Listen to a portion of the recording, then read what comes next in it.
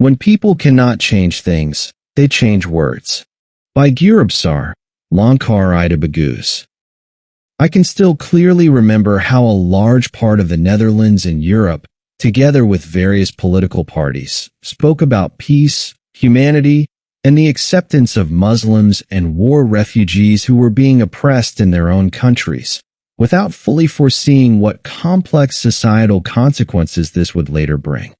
Many Europeans, and especially Christian supporters of the reception of Muslims, were also completely charmed by them, with statements that mainly confirmed their own moral self-image, without considering the broader picture.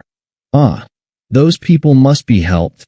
They are kind and nice, aren't they? We have good Muslim neighbors and have never had any trouble with them, and so on. The refugees and asylum seekers clearly received extensive support, while European citizens themselves increasingly struggled to make ends meet. Muslim communities were given the opportunity to build mosques, while Christian minorities in some Islamic countries do not enjoy the same freedom to build churches.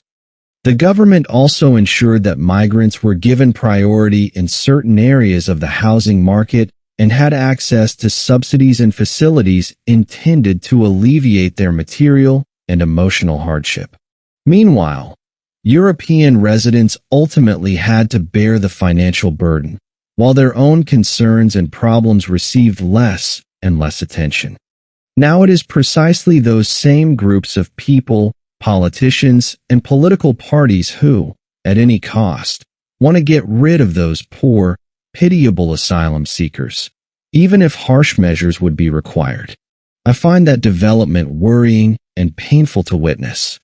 At the same time, many predominantly Islamic migrants originally came with good intentions, each with their own hopes, beliefs, and goals, but also with verses of the Quran in mind.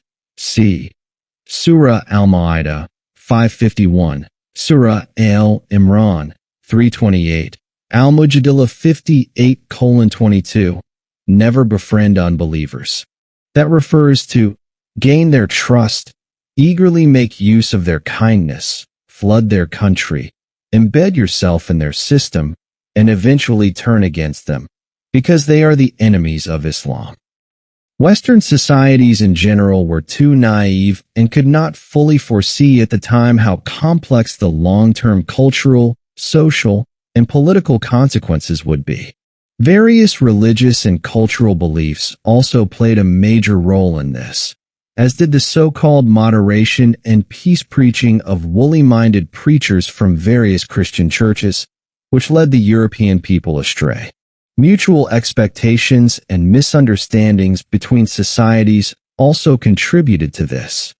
Now that many European countries, which once warmly welcomed asylum seekers, are facing economic uncertainty, political division, and social tensions, the curtain seems to be slowly falling.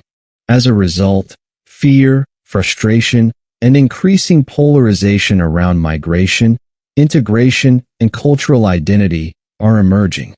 What remains is a climate in which dehumanization and calls for mass deportations are in danger of becoming more normal, while such reactions ultimately never form a real solution.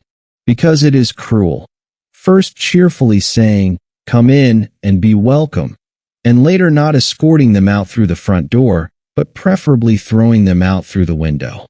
The Vishnu Society had already formed its position on this matter from the very beginning. The earth belongs to everyone, and therefore we too have the right to live anywhere in the world, regardless of whether others approve of it or not. We do not adhere to any religion. Our worldview has been shaped by our understanding of history and religious backgrounds. On that basis, we do not welcome believers into our ranks. That certain religious groups and like-minded individuals therefore assign us the label of hatred toward every form of religion does not concern us in the slightest. Nevertheless, we hold every human being in warm regard and respect every living being. As part of our philosophy of life, we practice a martial discipline, But that does not automatically make us the villains. No, we do not throw bombs. We tell people what we perceive to be the truth, rather than fairy tales about an invisible friend supposedly residing somewhere in the universe. We commit no acts of terrorism, wage no wars, manipulate no one, and make no promises about life after death. In short, we are non-religious. May the non-existent devil take us. Then, should that be the judgment? In the present day, it once again seems evident how deeply division among believers can run, both in the Netherlands and across the world. Supporting those of different faiths sounds noble and humane, yet in practice religious convictions and competing beliefs often place people against one another, as though they themselves are helping shape each other's downfall.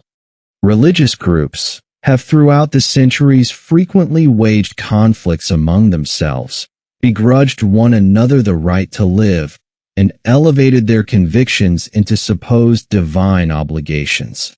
And to this very day, a part of religious humanity still seems unable to distance itself from that pattern. Thank you for listening.